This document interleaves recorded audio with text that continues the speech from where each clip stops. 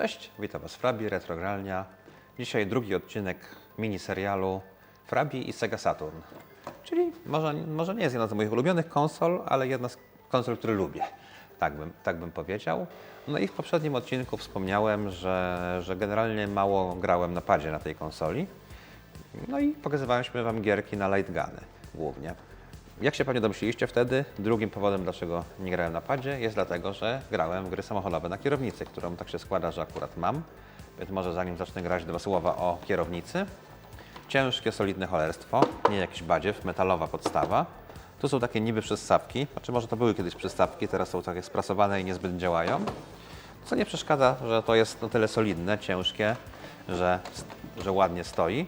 Ma tu taką fajną wajchę odblokowującą i można jak w porządnym samochodzie. Nieco głośno, Borkas się tutaj poruszył, regulować wysokość. Na przykład na takim ustawieniu nawet próbowałem, jak nie miałem możliwości na biurku, bo grać na kolanach i teraz to przypomina tak trochę kierowcę ciężarówki czy autobusu. Jak widzicie, jest duży skręt, no jak już mamy biurko, to można grać lepiej. No i co? Co tu mamy jeszcze? 6 przycisków jak normalny pad, start i jeszcze dwie dodatkowe łopatki, zmiany biegów, bardzo ładnie, przyjemnie klikające. Pewnie czuję się jak w sportowym samochodzie, nigdy nie miałem samochodu z łopatkami, ale tutaj mam. No i co? Zagrajmy. Chyba najbardziej znana gra wyścigowa na tą konsolę Sega Rally. 95 rok, ten sam rok co Virtual Boy. Zobaczymy, ten filmik będzie przed czy po Virtual Boyem, ale to jest gra z tego samego okresu, możecie porównać. Sega Rally jest bardzo znana, natomiast mnie osobiście Practice, co ja to wybrałem? Dobra, dajmy Automatic, bo w tej grze totalnie lamie.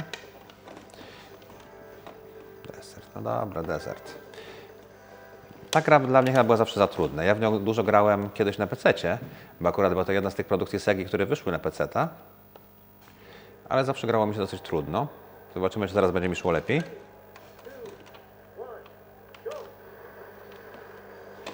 Gazujemy przyciskiem, nie ma pedałów, niestety, lub stety, bo w sumie był kolejny problem miejsca. Oj, widzicie, aj. Może inny widok. No jednak przystawki by nie zaszkodziły. O, ja pierdzie.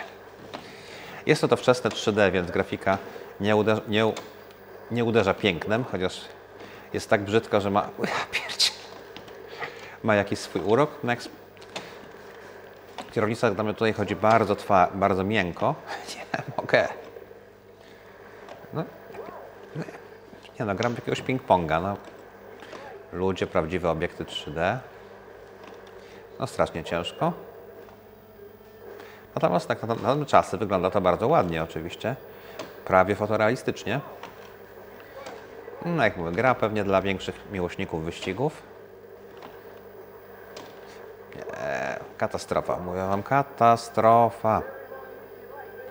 No i koniec czasu. Dobra, może jeszcze jeden tor Wam pokażemy. Ale kierownica chodzi pięknie. O, przystawki się odezwały. Bardzo mi się podoba ta kierownica. Jest ładnie dopasowana do konsoli. W ogóle nie wygląda to jak kierownica, tylko bardziej jak taki volant. Jak, nie wiem, czy samochód wyścigowy ma coś tak ma?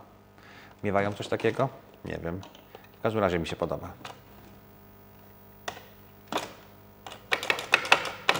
Widzicie Action Replaya, jak nie wiecie co, to zajrzyjcie do pierwszego odcinka.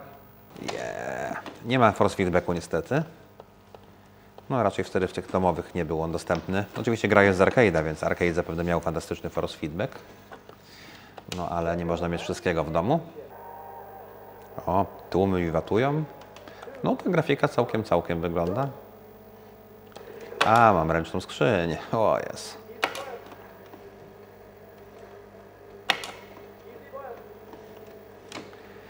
Pilot nam bardzo pomaga tutaj.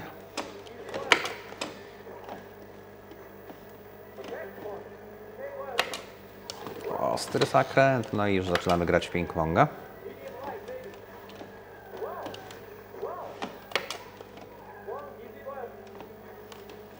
No pewnie można się w to wciągnąć, wymaga to dużej precyzji.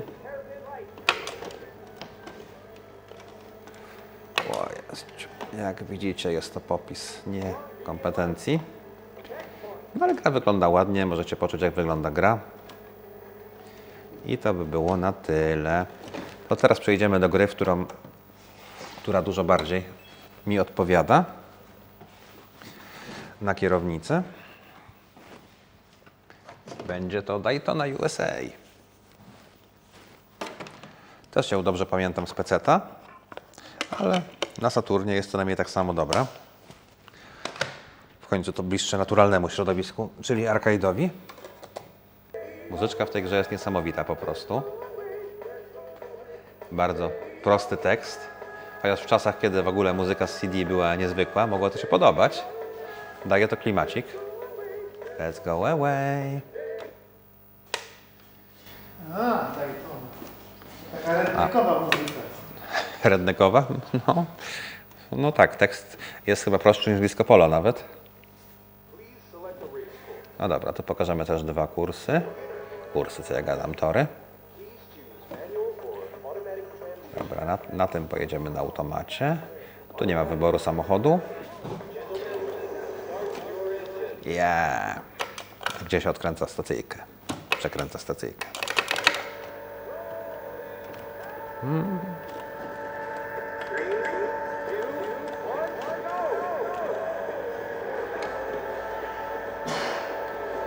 Graficznie podobnie. Pierwszy tor jest to zwykły tor, jakby w kółko się jedzie, co wcale nie znaczy, że jest banalny. Nic specjalnego, ale gra się to po prostu dobrze, przynajmniej jak dla mnie. Mamy inne widoki? Mamy, ale tamten był chyba najlepszy.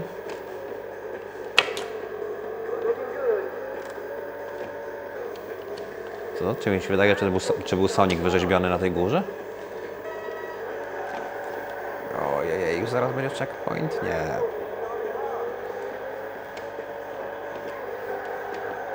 No i to mi się gra już całkiem przyjemnie. O, chórki są na tym torze. W piosence są tylko chórki. Jeszcze słów się nie nauczyli. Naprawdę jest jakiś boys band w stylu disco polo, mam wrażenie. Tego Sonika chcę zobaczyć jeszcze. Nie, to była jakaś tablica chyba. Nie, no nie wiem, czy to był Sonic. Kurde, Bork będzie musiał zobaczyć później. No i tu generalnie walczymy. Czas, pozycja. Jak tu się wychodzi? X. O, ten tor mi się najbardziej podobał. Jest naprawdę ładny.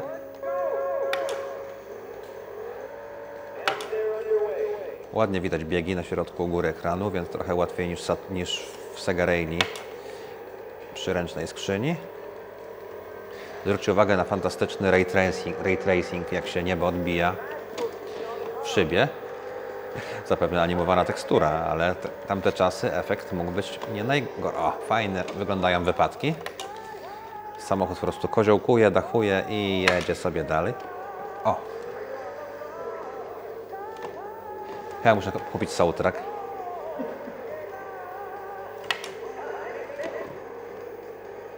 Jakieś...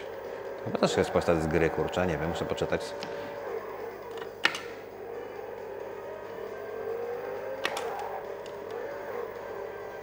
Fajne, to fajne.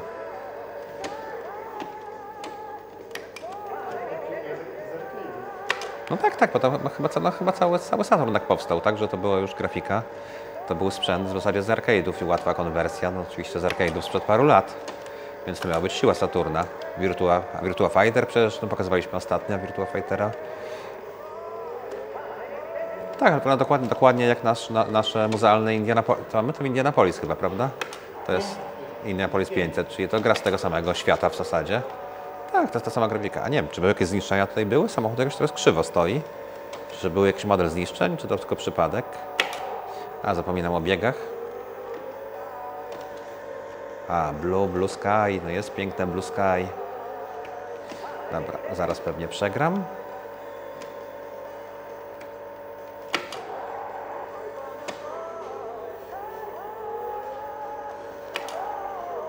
A wiecie co, pokażę wam jeszcze. Dobra, tu specjalnie przegram. Gdzie jest hamulec? Nie używam generalnie hamulca. Tu jest. I pokażę wam jeszcze jeden tor, bo jestem ciekawy muzyczki. Nie pamiętam jaka tam była. O! Tutaj było wykonanie, był taki cover impreza, czy ta muzyczka jest gdzieś do pobrania bez silnika? Pewnie. Może myślę, że mogli wydać płytę. A przecież to jest płyta CD. Prawda, da się otworzyć tą muzyczkę osobno.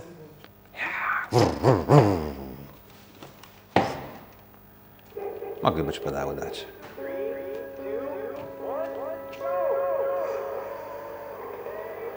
Dayton. A, tu cały czas śpiewają Daytona po prostu. To jest z ekranu tyłowego muzyczka. Zamknij się, słucham muzyki. Jest ładny tor. A czekajcie, eksperyment. Da się jechać pod prąd? Chyba się nie da jechać pod prąd. Nie, da się jechać pod prąd. To w niektórych grach mamy ulubione zajęcie, ale trochę zejdzie. A, turnaround. Oj co? O, czekajcie. No dobra, i teraz otworzyłem drzwiczki, to się resetuje, ale co? Czy da się odtwarzać muzykę? Może nie kierownicą. Czyli mam do wyboru Start Application. Track 3.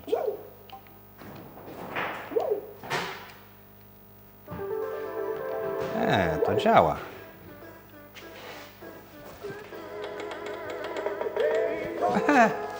Nie trzeba kupować soundtracku.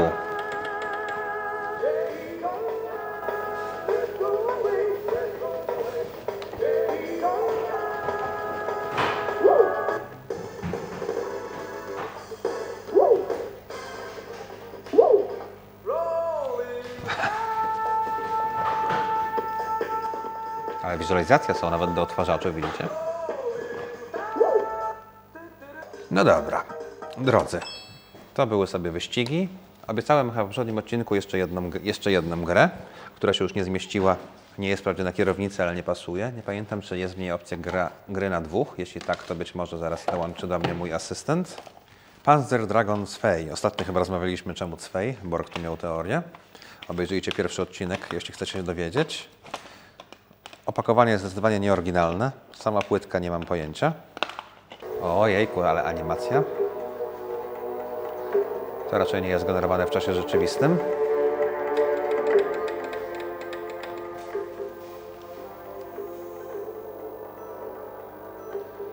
No dobra, jest tam jakaś historia.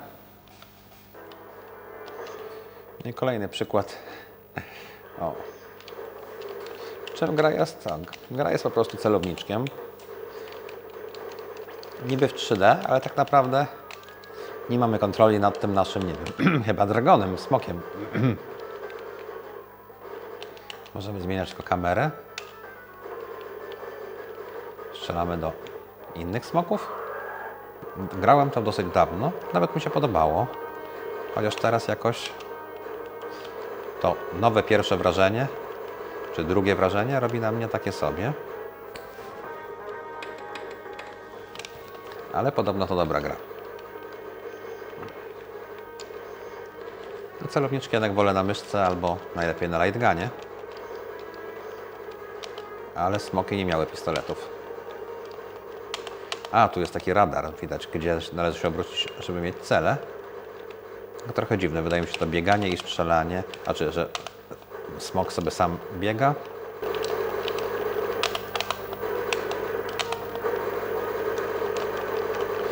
Ale co kto lubi. No i co dalej?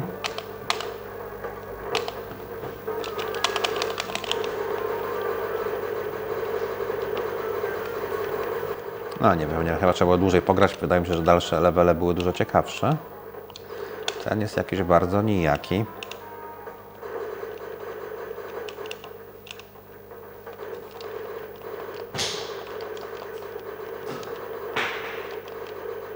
Coś tam się dzieje.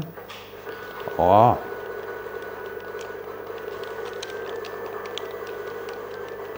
Jakiś solidniejszy przeciwnik.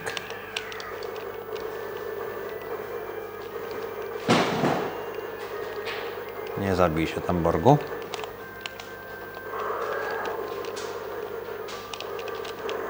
A, tu mam jakieś... To ja odpaliłem jakieś strzały specjalne? A, nie, no to chyba był przypadek, to chyba nie ja odpaliłem. Nie wiem, co zrobiłem. Dalej biegamy, się wydawało, że się latało. Pewnie później się lata. Też grafika już trochę przyjemniejsza. A nie, tu mam jakieś... A dobra, no tutaj mam jakieś rozpieprzające wszystko strzał.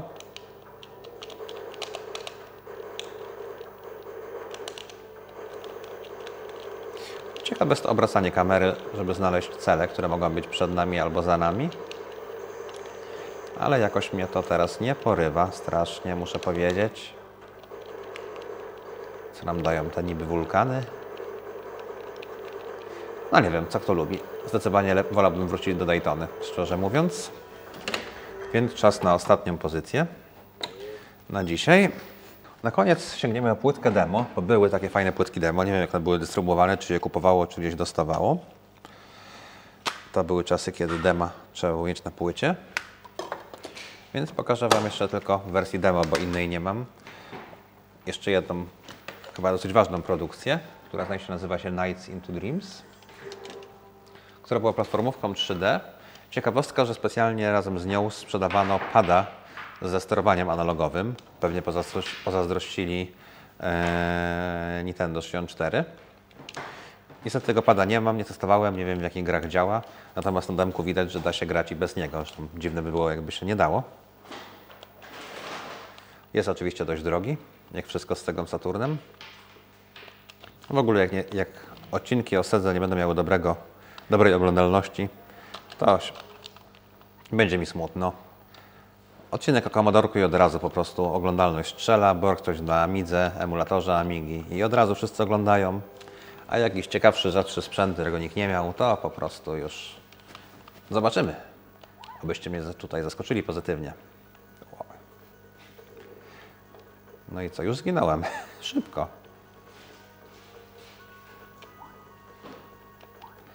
Mówiąc językiem Borga, powiedziałem, że wygląda to okrutnie.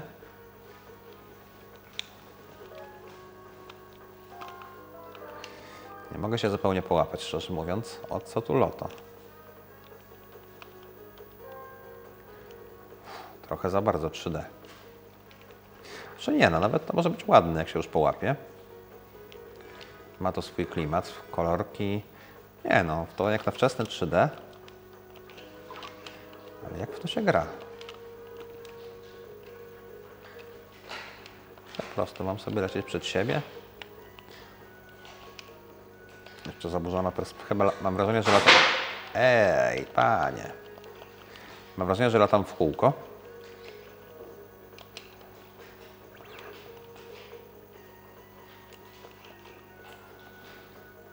A gdzie jest cel?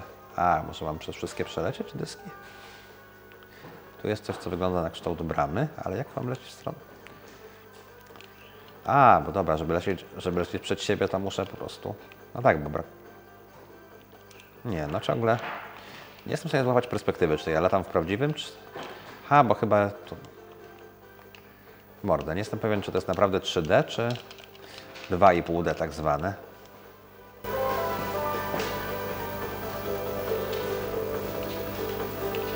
No i co mam tu osiągnąć?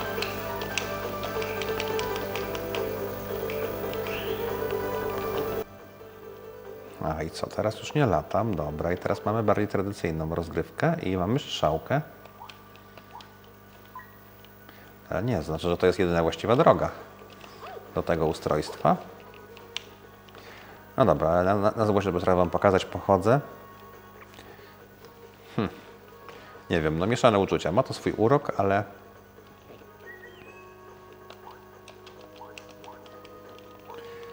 trochę hardkorowe. Muszę chyba kiedyś sprawdzić, czy Action Replay pozwoli nie wydać fortuny na tą grę, a jednak się w nią może wciągnąć tak na poważnie. No i co?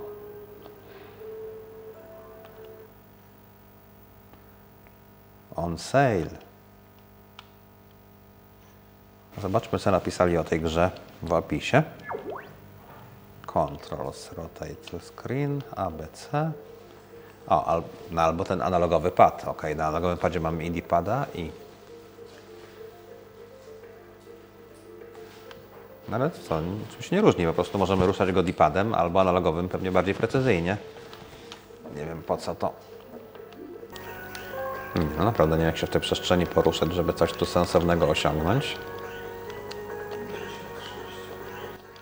No dobra, słuchajcie, no.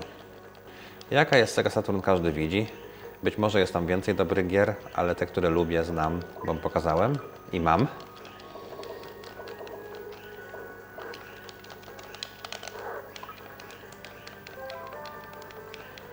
Muszę kiedyś te Night into Dreams przeanalizować trochę dogłębniej.